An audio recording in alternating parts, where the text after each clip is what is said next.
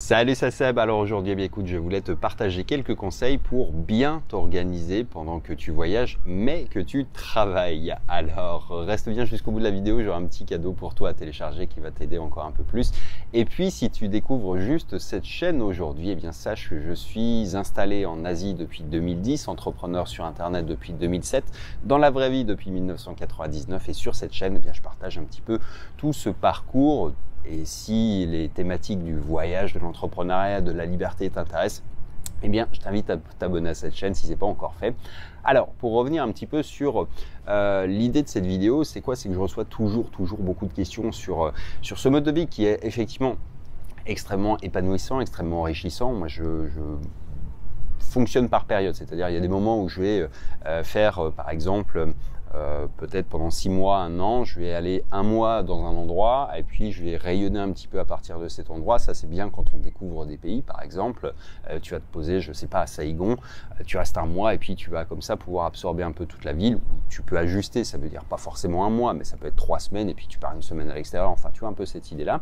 Ou alors j'alterne et quand je suis en Thaïlande, c'est plus pratique parce que j'ai plein de points de référence. Donc là, je suis plutôt dans une phase où je suis beaucoup plus en Thaïlande et effectivement en Thaïlande, je fais plutôt une semaine. En gros, je suis parti 1 semaine à Bangkok, 1 semaine à Chiang Mai, 1 semaine à un endroit que je connais pas. Et à chaque fois que je vais dans un endroit que je connais déjà, j'essaie d'aller pousser un petit peu plus loin pour trouver un nouvel endroit qui me plaît. Bref, tu vois, c'est une logistique un peu, malgré tout, qui est chronophage parce qu'il faut trouver des hôtels, il faut regarder un petit peu ce qui t'intéresse, ce qui t'amuse, il faut faire du filtrage, il faut se déplacer. Bref, ça te demande un peu d'organisation et puis surtout, c'est extrêmement perturbant pour le cerveau parce que même, tu vois, si je me déplace dans une ville que je connais pas encore, une petite ville, bah, je vais tester peut-être 2 ou 3 hôtels. Donc, ça veut dire check-in, check-out tous les 2 jours. Ça veut dire trouver un appartement si c'est un Airbnb. Ça veut dire te déplacer à l'intérieur de villes. Et en Thaïlande, en fait, ce qui est drôle, c'est de le faire dans des villes qui sont pas touristiques, dont tu as moins accès à tous les outils qu'on a, les grabs, les choses comme ça qui te permettent d'avancer vite. Et donc, c'est plus compliqué. Donc, tout ça, ça veut dire aussi que c'est plus chronophage. Déjà, d'une part, ça demande plus de temps dans ton emploi du temps. Bon, ça, moi, je le mets du côté des loisirs. Tu vois, pour moi, c'est un loisir. Donc, c'est pas un problème de prendre du temps pour organiser, pour structurer ça. En revanche, il y a un problème, effectivement, qu'on rencontre tous. Souvent, c'est peut-être ton cas d'ailleurs. C'est quand tu arrives dans un nouvel environnement, tu as tout sauf envie de bosser ou presque parce que tu dis ouais, il y a plein de choses à voir, à faire, etc. Et c'est un peu l'effet touriste. L'effet touriste, tu sais, tu te dis ouais, je suis là pour 1 semaine, il faut que j'en vois un maximum. Sauf que si tu passes ta journée effectivement à faire le truc d'aller faire des tours partout, bah tu commences jamais à bosser. Donc c'est pas un problème pour certaines personnes. Moi, j'aime bien cette régularité d'avoir des journées qui soient rythmées de la même manière, peu importe le pays dans lequel je me trouve, peu importe ce que je fais, peu importe si je suis à la campagne, à Bangkok, un machin, un truc, enfin tu vois, l'idée c'est d'avoir toujours des rythmes qui sont calés comme ça et si tu es bien organisé, si tu es efficient, en réalité tu vas avoir autant de temps qu'un touriste normal parce que la réalité c'est que tu vois, si tu fais un truc, que tu vas commencer à aller bosser à la plage, tu vas falloir que tu trouves un spot qui est à peu près bien, il va falloir que tu trouves une prise électrique, bref, il y a plein de choses pénibles qui vont te bouffer ton temps et ton énergie. Donc la meilleure manière que moi j'ai trouvée, je ne dis pas que c'est la meilleure manière qui existe, mais celle qui est la plus pertinente pour moi, c'est de fonctionner selon 2 modes. Ça va être un mode travail, un mode je ne travaille pas. Donc ça veut dire un mode le matin, je me lève tôt, tu vois, là il est tôt encore, il est quoi? Il est 7 heures, bon, on est en plein hiver aussi, il faut dire que c'est pour ça qu'il fait jour un peu plus tard, mais il est 7 heures là, et je suis déjà levé depuis une bonne heure, donc je me lève tôt et je finis ma journée tôt. En gros, je me lève 5h30, 6h, 6h30, ça dépend un peu de la luminosité, c'est ça qui me réveille. Moi j'aime bien être réveillé par la lumière, c'est l'avantage de la Thaïlande. Et donc du coup, derrière ça, eh bien, tu vas mettre en place des habitudes. Des habitudes, c'est important pour tout le monde, encore une fois, pour moi, parce que si tu laisses juste ton cerveau en fait en mode divagation et que tu le laisses un peu mettre du truc, bah, il va t'embarquer un peu partout et tu vas jamais commencer. L'idée pour moi, c'est de bosser le matin, de bosser d'une manière très efficiente, très efficace, et puis d'arrêter à 14h. À 14h, j'arrête et je finis ma journée. Ce qui fait que, sauf effectivement quand j'ai des obligations, mais la plupart du temps, c'est comme ça que j'organise mes journées. Et ce qui fait qu'à partir de 14h, bah, tu vois, je colle ça à peu près avec les heures de check-in, check-out. Donc généralement, j'essaye de faire des late check-out ou des early check-in qui me permettent de pas trop bouffer sur mon temps. Et pour le coup, le matin, je le dédie à ça. Alors, suivant les endroits où je vais travailler à l'extérieur ou pas. C'est pas toujours le cas. Quelques exemples, si je suis à Chiang Mai par exemple, il y a des quartiers en fait où tu as un condo qui s'appelle Fontaineview par exemple, que tu peux trouver sur Airbnb, où tu as des chambres qui ont vue sur le Doi Suthep. Tu as en fait un bureau qui est devant une baie vitrée. Donc pour moi, c'est parfait comme environnement et j'ai pas besoin de sortir. À d'autres endroits, effectivement, c'est moins vrai. Tu as des petits resorts qui sont bien, mais tu peux pas forcément bosser d'une manière toujours créative dans ta chambre. Donc tu as là pour le coup peut-être des choses à trouver à côté. Donc la première journée, je fais un peu de repérage. Et sinon, dans les grandes villes, tu as les Starbucks, tu as les trucs comme ça. Moi, je suis pas un fan des coworking. Quand je dis je suis pas un fan, c'est que j'y vais jamais surtout. Donc après, c'est plus une question de choix particulier parce que j'aime bien les trucs où tu as des gens qui font quelque chose mais qui sont pas dans le même délire que toi. Et ça, c'est plus un choix personnel. Donc comment est-ce qu'on fait pour être le plus efficace avec tout ça? L'idée, c'est de te dire que il faut que tu enclenches des habitudes, des mécanismes, des automatismes. C'est-à-dire, tu te lèves, tu fais telle tâche. Tu vois, en fait, c'est ton cerveau, en fait, le matin, il faut juste qu'il soit guidé parce que le défaut et le principal problème, c'est de reposer sur sa volonté. Ta volonté, elle est limitée. Elle n'est pas toujours extrêmement égale. C'est-à-dire que c'est le problème que les gens qui prennent des bonnes résolutions, par exemple, j'arrête de fumer le 1er janvier, en général ne tiennent pas très longtemps parce qu'au premier pet, au premier accident, au premier coup de stress ou au premier truc, eh bien, ils vont leur volonté va s'effondrer. Ils n'ont pas d'habitude. Alors que si tu réfléchissais en disant, voilà, quand je vais avoir un coup de stress, je vais prendre plutôt ça comme truc, tu as une solution de repli et ton cerveau fonctionne beaucoup comme ça, par habitude, par automatisme. Et moi, effectivement, depuis très longtemps, j'ai mis en place des routines matinales qui sont le socle un petit peu de ces méthodes de fonctionnement. Alors, suivant où je suis, en revanche, elles sont plus ou moins longues, c'est-à-dire qu'il y a des endroits où je sais que par exemple tout n'est pas possible à faire ou tout n'est pas nécessaire ou tout n'est pas forcément c'est pas les meilleurs endroits pour le faire. Donc ça veut dire que je les adapte, mais j'ai des versions minimalistes de mes routines. Ce qui compte, c'est de toujours maintenir l'habitude, même si ton habitude elle ne dure que 30 secondes, parce que ton cerveau en fait il continue à imprimer ça comme étant une habitude, une routine, et il se pose plus de questions. Donc en gros, il faut que tu te conditionnes un petit peu dans ma méthode. Encore une fois, je ne dis pas que c'est la meilleure de toutes, je dis que c'est celle qui me permet à moi d'être le plus efficace dans ce que je fais. Donc l'idée c'est quoi? C'est d'avoir justement déjà une organisation un peu sans faille aussi. Enfin, quand je dis sans faille, je comprends, c'est loin d'être le cas, mais qui se veut un peu sans faille. C'est-à-dire que quand tu commences ta journée le matin, il faut déjà que la veille au soir, et ça fait partie des trucs du soir, c'est positionner au moins tes 3 tâches du lendemain, 3 tâches sur lesquelles tu dois commencer. Et puis derrière ça, j'ai des plannings roulants, c'est-à-dire que souvent le lundi je fais la même chose, le mardi je fais la même chose, le mercredi je fais la même chose, etc., etc. Parce que comme ça, tu vois, tu as des process. Donc ça, c'est le 3e pilier aussi, c'est les process, avoir des systèmes qui te permettent de faire les choses plus vite, plus facilement, plus simplement, sans que tu aies besoin de réfléchir. Tu vois, par exemple, uploader une vidéo YouTube ou faire une vidéo YouTube, c'est extrêmement long quand tu décomposes le truc. Si je te dis, tiens, fais-moi une vidéo YouTube, regarde le temps que ça va te prendre. Tu vas devoir réfléchir à l'idée. Tu vas devoir te dire, bon, ok, où est-ce que je vais tourner? Tu vas devoir ensuite savoir ce que tu vas dire dedans, peut-être prévoir en fait un speech d'intro, un speech de fin, peut-être prévoir un cadeau. Ensuite, une fois que tu l'as tourné et que tu en es content, il va falloir que tu la montes. Une fois que tu l'auras montée, il va falloir la mettre en ligne. Une fois que tu l'auras mis en ligne, il va falloir lui mettre une description, un titre, des tags. Il va falloir que tu réfléchisses à ça. Il va falloir ensuite peut-être que tu la partages sur les réseaux sociaux, que tu envoies un email. Enfin, tu vois, quand tu dis un truc qui est tout simple, une tâche qui a l'air toute simple, en réalité, il y a tout un processus qui découle de ça qui est extrêmement long. Donc l'idée, c'est d'avoir vraiment des choses qui te facilitent et qui te guident dans ces tâches. Et même pour certaines, parce que quand tu les as bien procédurées comme ça, tu peux les déléguer. Pas forcément tout, mais une partie. Tu vois que moi, dans mon cas de figure, je fais pas tout dans ce process-là.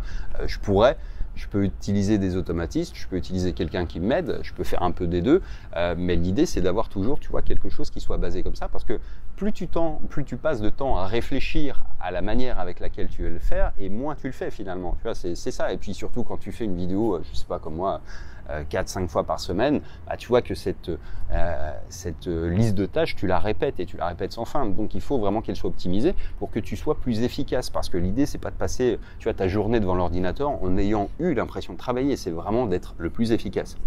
Pour les vidéos par exemple, je fais beaucoup de groupage, c'est-à-dire que je vais réfléchir au sujet en amont, je vais préparer ce qu'il faut, je vais faire un peu de repérage de tournage, tu vois, je vais m'arrêter dans des endroits, je vais faire, ah tiens, c'est pas mal ici, et puis le jour où je suis prêt, je vais en faire 2, 3, 4 parfois, comme ça, qui vont être groupés parce que je suis dans le mood et parce que c'est plus facile. Ce qui est compliqué, c'est de faire la première, mais une fois que tu es dedans, quoi. Et donc ça, c'est une bonne mécanique aussi à utiliser. Donc en gros, si je résume un petit peu ce que moi j'utilise, c'est routine matinale pour rentrer dans le travail le matin, c'est-à-dire que tu vois, je vais prendre douche froide. Alors douche froide, c'est en Thaïlande, donc c'est quand même un concept un peu à part, mais disons qu'une douche en mode juste avec de l'eau fraîche, à certains moments, ça peut être froid. Si on est à Chiang Mai en plein mois de décembre, par exemple, ça descend bas, mais on n'est pas dans la douche froide européenne, c'est sûr. Je vais lire un petit peu, je vais faire des choses comme ça. Et puis surtout, je vais m'appuyer sur le fait que, tu vois, quand j'ai terminé cette partie de routine qui conditionne un petit peu mon cerveau, qui met pas tout de suite du saut du lit à l'ordinateur, je vais avoir cette phase transitoire qui est aménagée. Et puis après ça, je vais m'appuyer sur ma liste de tâches. Une liste de tâches qui est faite la veille, encore une fois, c'est-à-dire les choses vraiment importantes sur lesquelles je veux ou je dois travailler, et puis je vais essayer de les enquiller le plus vite possible. Et derrière ça, j'ai des systèmes avec des procédures qui sont, je sais pas, créer une formation par exemple, écrire 5 emails, enfin tu vois tout ça. Et donc, encore une fois, dans l'idée de toujours essayer de les grouper. C'est-à-dire si j'écris des emails, je vais pas en écrire un, je vais en écrire 3, 4, 5. Alors, je vais peut-être pas tous les finir, mais je vais poser au moins les bases. Je vais poser les brouillons, je vais mettre les idées un peu en forme, et puis je repasserai une deuxième fois dessus. Mais tu vois, de toujours grouper, parce que en passant d'un truc à un autre, tu vois, si tu le vois très bien quand tu passes, je sais pas, de Facebook à YouTube, ça crée de l'interruption dans ton cerveau, tu es happé par quelque chose et tu perds du temps à rentrer dedans. Donc l'idée c'est ça, et les procédures, les systèmes te permettent aussi d'éviter de te perdre un peu dans le truc. Moi ça m'arrive encore souvent, et c'est pour ça que j'ai fait un petit truc. Même sur Safari, par exemple, maintenant, quand je vais sur Facebook, j'ai plus les stories, j'ai plus les machins, j'ai pratiquement plus qu'un panneau pour poster un message, parce que tu y vas toujours pour ça, et au final, tu t'aperçois que tu t'es fait voler ton temps parce qu'il y avait une notif, parce qu'il y a un machin, parce qu'il y a un truc qui a pris ton regard, et au bout de 10 minutes, 20 minutes, une demi-heure parfois, tu t'aperçois, mais qu'est-ce que je fais ici, en fait? Et tu as même oublié jusqu'à la raison qui t'amenait vraiment sur le truc. Donc vraiment, encore une fois, les systèmes, tu vois, ça te permet d'avoir ça. Ça peut être très simple. Tu prends une note Evernote, tu vas faire des listes, tu vois, tu fais une liste à puce avec les étapes et tu rends les liens cliquables, parce que le fait de ne pas ouvrir le navigateur, de taper l'URL toi-même, ça va éviter que tu te perdes, que tu te fasses absorber par un truc. Donc rien que déjà ça, une petite note Evernote ou ce que tu utilises, c'est pareil. Tu vois, l'idée c'est que ça rende le truc facile. Le plus c'est facile, le moins il y a de résistance et le plus tu es efficace. L'idée c'est pas de devenir, tu vois, une bête de productivité au sens où faut enquiller, c'est d'être efficace et efficient. C'est la différence, c'est-à-dire l'efficacité, c'est tu peux faire en 1 heure ce que des gens mettent parfois 3-4 heures à faire. Et c'est une des clés en fait pour arriver à marier plusieurs modes de vie, plusieurs rythmes de vie, un peu comme moi, c'est-à-dire que ouais, voyager à temps plein, c'est intéressant, c'est passionnant, c'est un choix, c'est pas forcément le choix de tout le monde, encore une fois, c'est pas fait pour tout le monde n'aspire pas à ça, mais ça a des contreparties qu'il faut accepter. C'est-à-dire que moi, d'un point de vue professionnel, j'évite aussi certains types de trucs.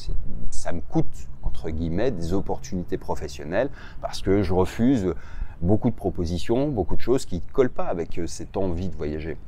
Donc encore une fois, il faut savoir qu'il y a effectivement c'est un choix qui a forcément des plus et des moins. Il faut accepter les trucs et après derrière il faut être capable d'assumer. C'est-à-dire que moi par exemple quand je fais du coaching avec certains clients, eh bien je m'engage, c'est-à-dire sur 3 mois, je sais que voilà, j'attribue tel créneau tel jour pendant 3 mois et à charge pour moi de m'organiser. J'annule jamais un rendez-vous, ça m'est jamais arrivé en 5 ans d'annuler un rendez-vous parce que je fais en sorte toujours d'être structuré pour être capable de traiter le rendez-vous de coaching à l'heure dite aujourd'hui, et même si je suis au fin fond de machin, de trucs. Donc chacun, voilà, c'est manière de s'organiser, mais en substance vraiment c'est ce qui te permet de marier ces 2 modes de vie qui sont quand même fortement incompatibles parfois, d'être toujours un petit peu en voyage permanent. C'est extrêmement excitant, c'est extrêmement passionnant, et puis de l'autre côté d'avoir des routines de travail. Dans certains boulots c'est pas grave, par exemple tu vois quand tu bosses dans les idées, que tu fais des formations et que ton seul boulot c'est ça,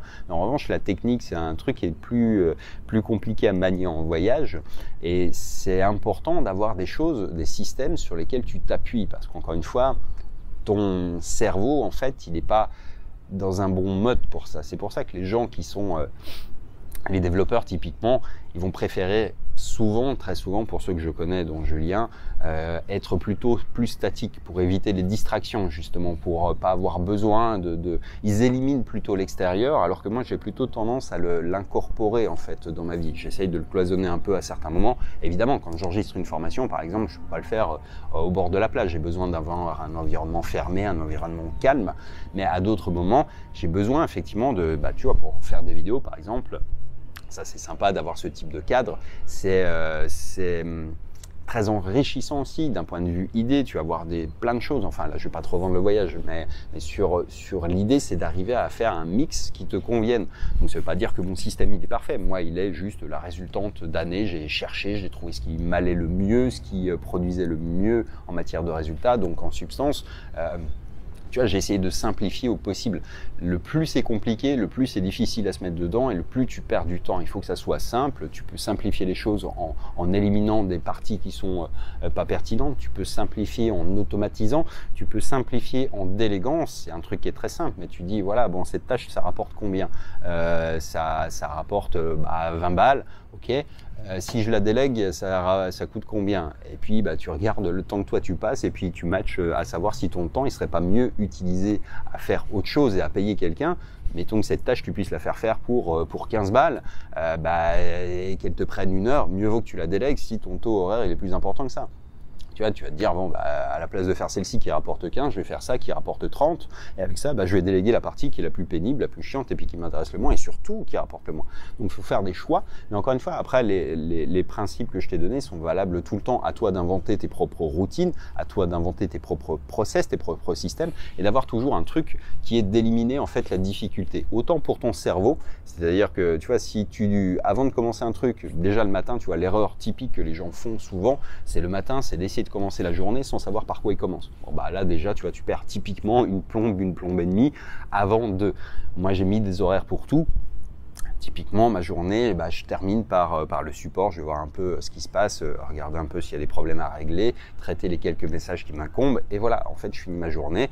Après hop, je passe à autre chose et je profite du temps. Donc en gros je travaille sur un mi-temps et un mi-temps. Je me lève tôt parce que ça me permet d'avoir cette ambiance qui est bien. J'aime bien bosser le matin maintenant, même si, tu vois, pendant très longtemps, j'ai grandi en Bourgogne. Et la Bourgogne le matin, sauf l'été où c'est sympa.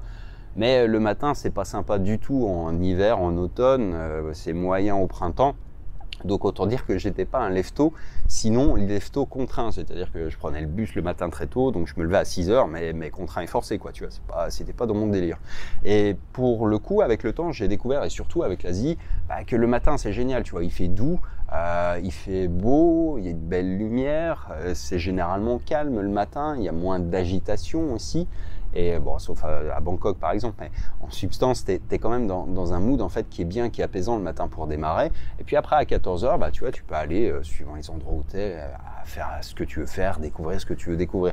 C'est une bonne manière de marier les deux, surtout si tu as des objectifs après qui sont de développer quelque chose, de continuer ton activité. Et encore une fois, tu vois, en bossant allez, je bosse de quoi? Je bosse de 8h à 14h en gros.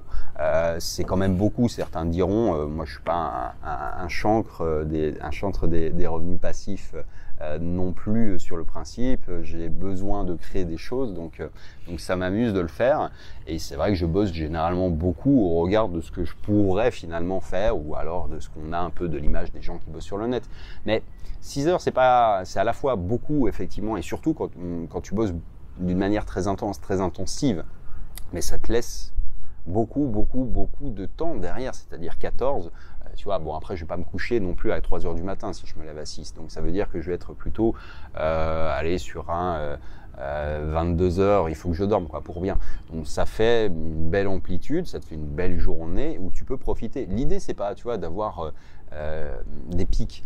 Le plus mauvais truc c'est toujours les pics, c'est-à-dire tu vois, tu arrives dans un endroit, tout est génial, t'es excité, machin, donc tu sors tard, donc du coup tu te lèves un peu moins tôt, donc du coup tu commences, tu vois, t'as un truc qui dérègle un peu les cycles. C'est plus facile d'avoir des habitudes parce que les habitudes elles guident et elles rythment tes journées. Moi, par exemple, typiquement, il y a des choses que j'ai éliminées aussi, mais pour des raisons qui sont pratiques. J'en ferai ça dans d'autres une vidéo si ça t'intéresse, tu me le diras en commentaire. C'est que j'ai éliminé, par exemple, le petit déjeuner il y a très longtemps. En fait, je suis pas un mangeur du matin déjà d'une part, et puis je me suis aperçu que non seulement ça me bouffait du temps, ça me bouffait de l'énergie, ça me bouffait de l'énergie de digestion. Et au-delà de ça, eh bien, c'était pas facile à tenir en régime alimentaire quand tu passes d'hôtel en hôtel où les mecs ils te font des petits déjeuners, des buffets internationaux. Donc tu passes ton temps un peu à bouffer et du coup tu finis de manger, t'es mort, t'as plus d'énergie.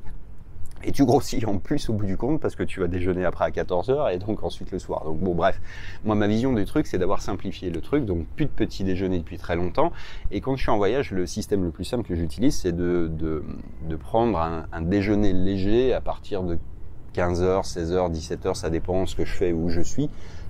Et puis de manger uniquement le soir. C'est très simple, c'est très facile, c'est très pratique à tenir.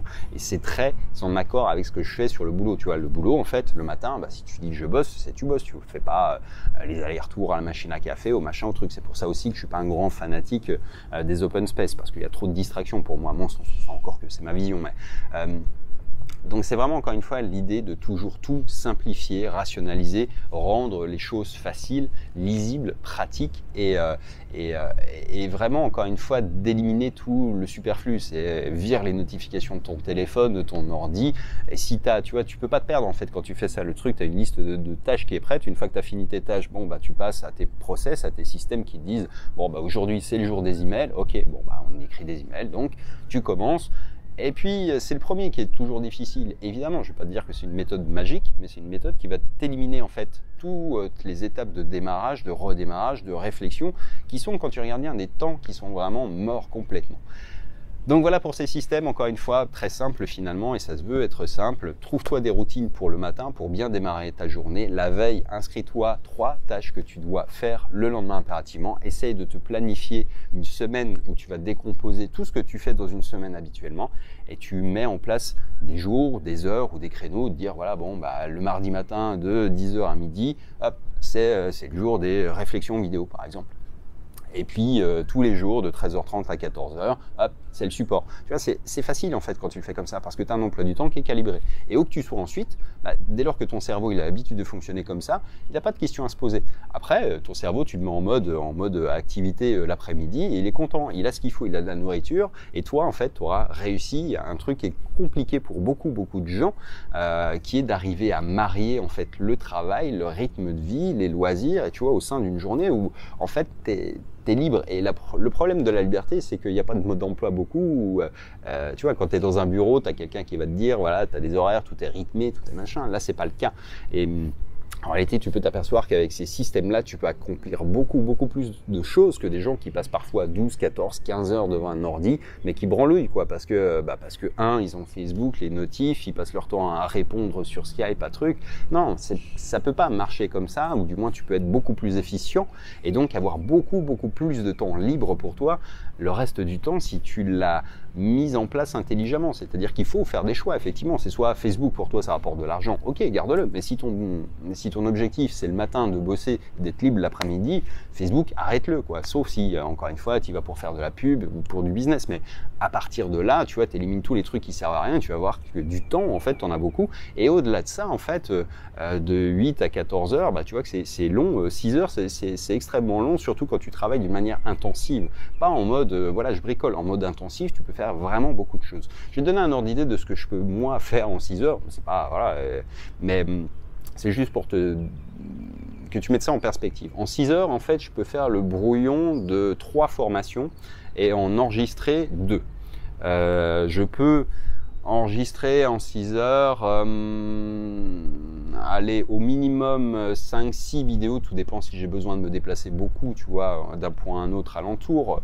Mais si j'étais par exemple dans un grand appart, je pourrais louer un grand appart, un Airbnb, et te faire 10 vidéos en 6 heures. Parce que je serai au même endroit, je changerai peut-être de chemise à un moment, etc. Je changerai de place, je me mettrai dans le salon, à un moment dans la cuisine, à un moment dans le truc, tu vois. Et puis j'aurai comme ça la capacité à faire 10 vidéos. 10 vidéos, pour une chaîne YouTube, c'est 2 semaines de contenu, tu vois. En une matinée, tu pourrais faire ça. Tu peux faire, aller en 6 heures, je peux écrire 2 semaines d'emails pour BHM, c'est-à-dire avoir déjà quand même, tu vois, de quoi vendre tous les jours. Ça. Qu'est-ce que je peux faire d'autre en 6 heures? En 6 heures, On peut faire 6 rendez-vous téléphoniques pour des opérations, pour du closing. On peut faire 3 bons clients en coaching parce que ça demande de la préparation, malgré tout, ça demande de se remettre dans les dossiers, etc. On peut... qu'est-ce que je fais moi en 6 heures? En 6 heures, je peux faire quand même pas mal de plans sur des vidéos, sur des recherches, sur des analyses de business. Je peux faire vraiment énormément de choses et je t'invite à regarder, mais pense à la manière avec laquelle tu fonctionnes aujourd'hui. Essaye de trouver des moyens plus simples, des moyens plus automatisés, et puis derrière ça, essaye de rationaliser en fait tout ce que tu fais. Tu vois, l'idée, c'est pas au contraire de passer ta vie devant un ordinateur. C'est tout sauf ça, justement. L'idée, c'est d'y passer le temps qu'il faut, mais qu'il soit le mieux utilisé possible. Encore une fois, si ton objectif, c'est pas de rendre millionnaire Zuckerberg, ne va pas sur Facebook. Moi, je vais sur YouTube uniquement pour poster des vidéos et puis pour regarder quelques trucs, quoi. Mais tu vois, j'y vais pas la journée, j'y vais le soir. Je regarde des trucs quand j'ai des moments de flottement, quand j'ai des moments libres, mais j'y vais pas la journée, sauf si j'ai vraiment un impératif professionnel à y aller. Donc je cloisonne les deux. Et puis le matin, je me rends indérangeable, ou alors je vais bosser dans des endroits où je sais que je serai pas dérangé. Et voilà en fait comment ça se structure, et tu t'apercevras qu'avec des mécaniques comme ça, tu peux abattre beaucoup de boulot et avoir beaucoup de temps libre. Imagine que si tu fonctionnes comme ça, à 14h tu as fini, tu peux être dehors jusqu'à 20h, 21h, 22h. La plupart des gens, en fait, dans leur vie, ils ont cette capacité-là uniquement quand ils sont en vacances, c'est-à-dire 5 semaines par an. Moi, c'est ma vie tous les jours, en fait. Donc, ça a un prix, un coût. Le coût, c'est l'organisation, c'est de faire un peu, tu vois, de pas faire n'importe quoi, ou du moins d'essayer d'être cohérent, quoi. Mais à partir de ça, la récompense, elle est quand même extraordinaire, quoi. Donc oui, il y a forcément un coût, mais après, tout dépend de ce que tu veux faire aussi. Moi, j'ai des objectifs personnels que je cherche à atteindre aussi. C'est un jeu, ça rythme ma vie, ça occupe mon cerveau, et donc c'est bien. Et puis, ça impose effectivement que je sois un peu discipliné ou que je mette un peu d'ordre dans les choses. Sinon, c'est pas possible de faire les deux. Mais encore une fois, voilà pour mes méthodes, à toi d'inventer les tiennes, sauf peut-être les grands principes que je t'ai donnés qui sont 1. Ne commence jamais une journée directement le nez sur un ordi, fais une phase un peu tampon. La méditation, la lecture, c'est des trucs à toi de voir si ça t'intéresse ou pas. Pour le reste, une fois que tu commences, aie déjà les 3 tâches qui sont les plus importantes que tu dois traiter aujourd'hui, et derrière ça, d'avoir des procédures, des systèmes, et puis des jours. Donc le mardi matin, hop, vidéo de telle heure à telle heure, ensuite email, ensuite support client. Clac, tu vois que t'as pas besoin de réfléchir en fait. C'est clac. Il y a des moments pour la réflexion. Moi, j'utilise beaucoup les taxis pour ça. Et puis, il y a des moments pour l'exécution. Ou la journée, tu vois, tu as la plage, tu sirotes un verre, tu as des idées qui vont t'arriver, tu les notes et tu les post-traites le lendemain. Mais faut cloisonner un peu les choses. Donc, il y a cette partie-là vraiment qui te permet de le faire. Donc, voilà pour des éléments qui sont simples. Si ça t'intéresse, tu trouveras dans la description de cette vidéo un lien qui te permettra de télécharger un résumé de livre que j'avais fait sur les habitudes matinales. Ça te donnera quelques idées de celles que tu pourras éventuellement utiliser, dans lesquelles tu pourras piocher pour peut-être construire les tiennes. Et encore une fois, l'idée, c'est de t'aider à mieux profiter de ta vie finalement, parce qu'on n'est pas là sur Terre très longtemps, et c'est important effectivement de se dire, est-ce que je vais me faire bouffer par une mouche géante. Est-ce que c'est plus important de répondre sur Facebook, ou c'est ta qualité de vie et puis tout ce que tu veux accomplir. Donc il faut effectivement que tu aies des choses qui ne reposent pas sur des éléments qui bougent tout le temps. Et c'est un peu ça en fait. Quand tu voyages tout le temps, le problème c'est que ton environnement il est mouvant, tu maîtrises, c'est pas chez toi, le truc, il n'y a rien qui est à la même place, donc tu es obligé d'avoir des structures mentales pour que ton cerveau soit pas totalement perdu, pour qu'il fasse pas du reset en permanence, c'est-à-dire qu'il se dise ah merde, il faut que j'aille, tu vois, tu es comme ça en fait. Et ce qui fait que ces procédures, ces systèmes te permettent d'être toujours guidé et d'éviter les temps de démarrage inutiles. Quand je dis guidé, c'est le bon sens du terme, dans le sens où il faut que tu vois, tu te poses pas la question, ah merde, alors attends, faut que j'aille sur le gestionnaire pub de Facebook, c'est quoi l'adresse? Tu vois, ça déjà, c'est 2 secondes de réflexion de trop, ça use ton cerveau inutilement, alors que si tu avais une note avec la procédure, le mardi matin de 10 à 12, c'est pub Facebook, bon étape 1, tu cliques ici, ça va t'ouvrir le gestionnaire pub, étape 2, tu vas sur Canva pour créer un visuel, étape 3, tu vas sur je sais pas moi, ton éditeur de notes pour voilà, taper un peu un texte un peu copyrighté pour le truc. Étape 4, tu vas récupérer l'adresse de la page sur laquelle tu envoies le trafic. Étape 5, tu fais la deuxième variation. Étape 6, tu fais la... Enfin, tu vois, un peu cette idée, parce que quand tu le fais comme ça, t'as pas besoin de réfléchir trop à des choses qui sont juste des mécanismes de travail, quoi, en réalité. Ton cerveau, il a besoin de réfléchir sur les choses qui sont importantes, pas de se rappeler l'adresse complète du gestionnaire de pub Facebook et puis dans quel ordre tu dois faire les trucs. Ça, c'est très bien quand, quand tu débutes, et puis après, quand tu as fini de tester le truc et que tu as trouvé le bon agencement, tu déplaces tes blocs et tu te fais un truc qui te permet d'aller plus vite, d'être plus efficient, d'être plus efficace, parce qu'encore une fois, si tu perds pas de temps avec ce type de choses, mais quand tu regardes l'accumulation que ça fait au bout d'une journée, tu t'aperçois que ça représente des quantités énormes d'énergie et de temps. Et ça, en fait, c'est autant de temps que tu bouffes sur tes loisirs. Donc l'idée d'être bien organisé, c'est pour ça aussi que c'est important. Voilà pour cette vidéo, voilà pour ma vision sur qui est l'accomplissement, encore une fois, d'années un petit peu de voyage et puis de travail en dehors du cadre, et ça fait depuis 2007 où je bosse vraiment à 100% sur le net, donc ça commence à faire un bail.